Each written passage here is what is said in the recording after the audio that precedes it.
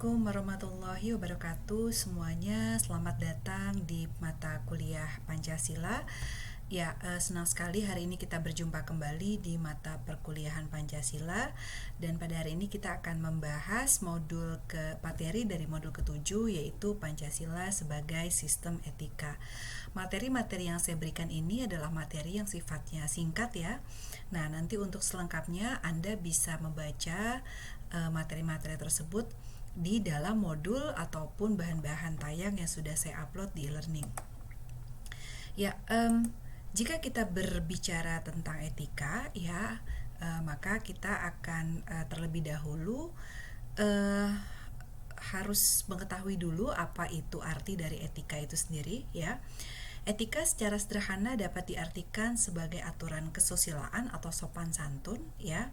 Nah, secara etimologis atau asal kata, etika dapat diartikan sebagai watak kesusilaan ataupun adat, ya. Nah, di dunia ini, di berbagai belahan dunia ini ada beberapa aliran etika, yaitu etika deontologi, etika teleologi, etika keutamaan, dan etika Pancasila.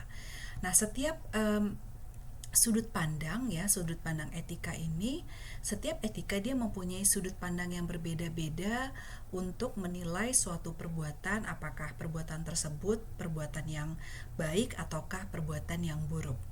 Nah, kita masuk dulu kepada etika deontologi.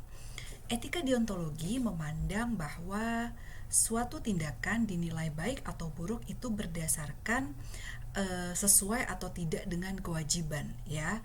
Jadi kalau misalnya ada suatu tindakan yang bersifat wajib dan kita menjalankan, nah itu dipandangnya baik. Kalau misalnya ada suatu perbuatan yang memang itu wajib tapi kita tidak melaksanakan, maka itu dipandangnya sangat buruk, ya. Kebaikan dalam etika deontologi adalah kewajiban, ya, kemauan baik, kerja keras, dan otonomi yang bebas, ya.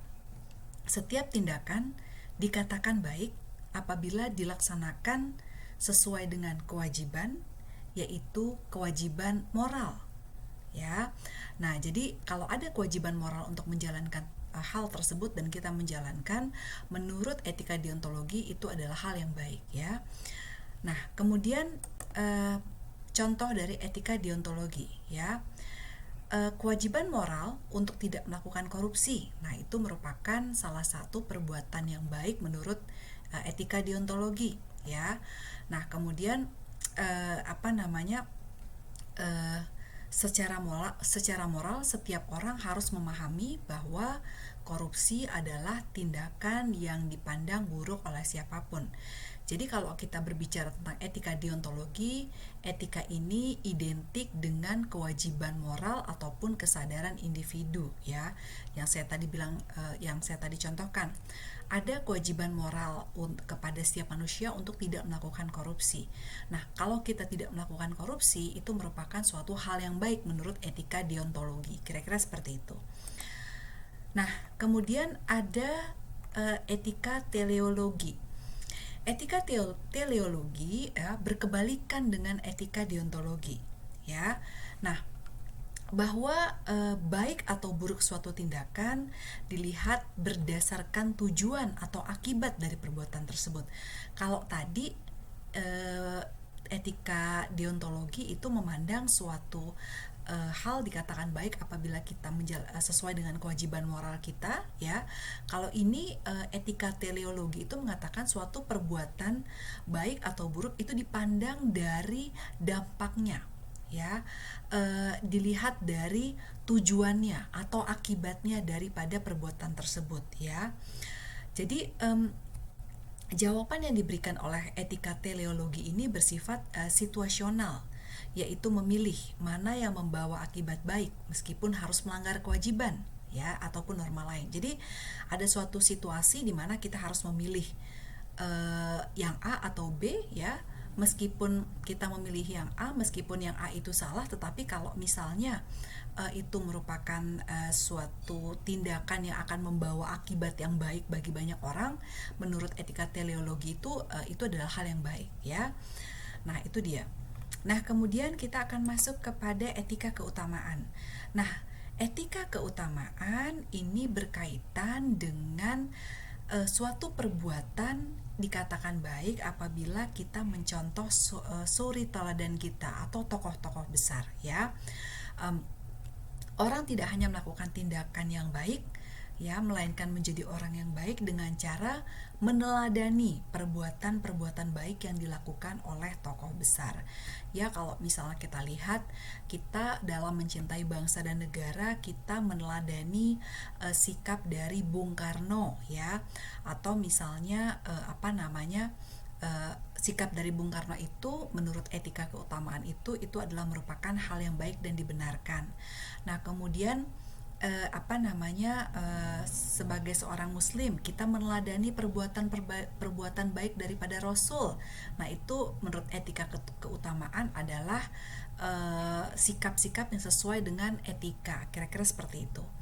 Nah, kita akan masuk kepada etika Pancasila.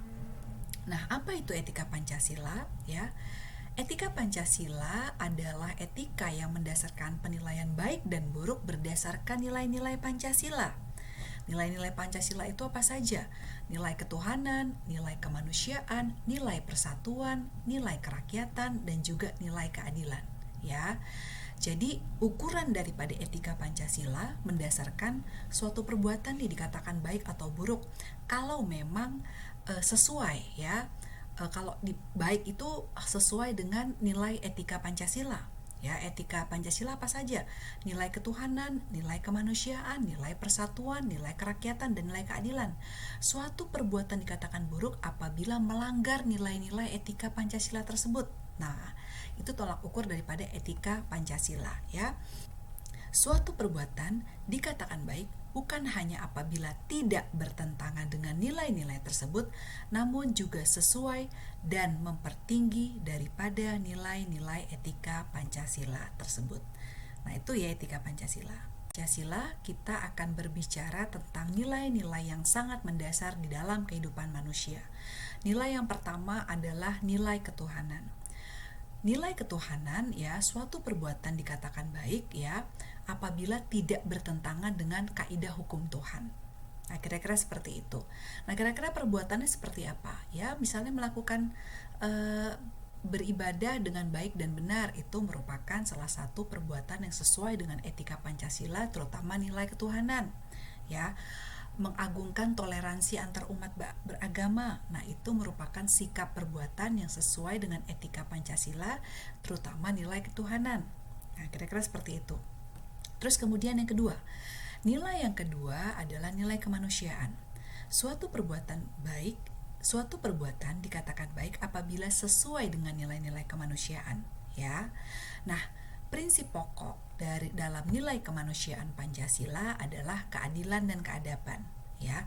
Jadi, suatu perbuatan dikatakan baik apabila tidak bertentangan dengan nilai keadilan dan keadaban.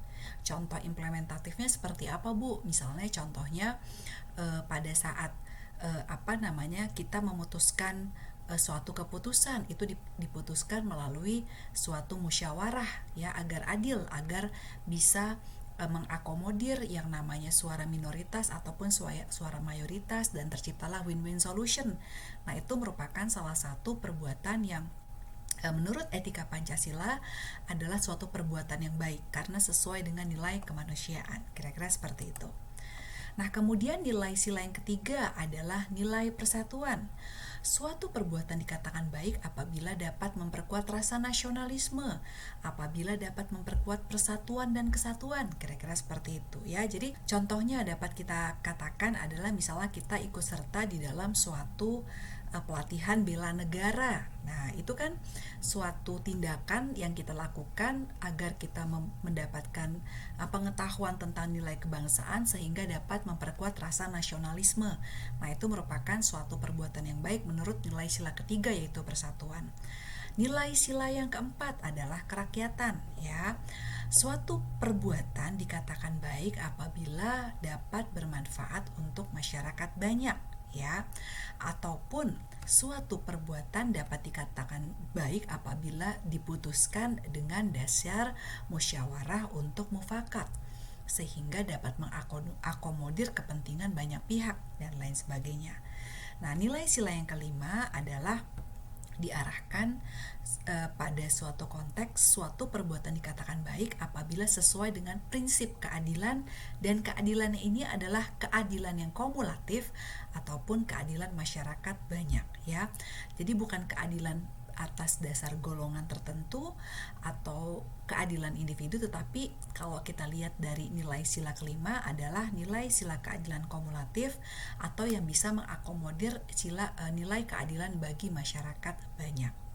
Nah, itu ya nilai-nilai etika Pancasila. Jadi kita tahu bahwa nilai etika Pancasila itu ada 5 nilai: nilai ketuhanan, nilai kemanusiaan, nilai persatuan, nilai kerakyatan, dan juga nilai keadilan.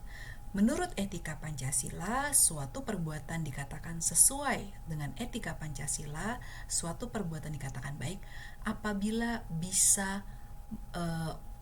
apabila tidak bertentangan dengan nilai tersebut atau bahkan meninggikan nilai-nilai tersebut di dalam sikap dan perbuatan kita, ya.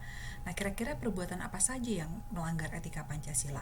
Korupsi itu melanggar etika Pancasila. Memecah belah bangsa itu melanggar etika Pancasila sila ketiga. Atau adanya money politik, nah, atau politik yang curang itu melanggar etika Pancasila sila keempat. Nah, itu sekilas ya tentang etika Pancasila, ya. Nah, ini ada beberapa contoh implementatif sikap yang berdasarkan etika Pancasila. Nanti Anda bisa membacanya lebih detail di dalam bahan tayang, ya. Implementasi sila pertama, sila kedua, sila ketiga, sila keempat, dan sila kelima, ya, tentang etika Pancasila. Nah, itu saja penjabaran dari saya terkait dengan modul Pancasila sebagai sistem etika.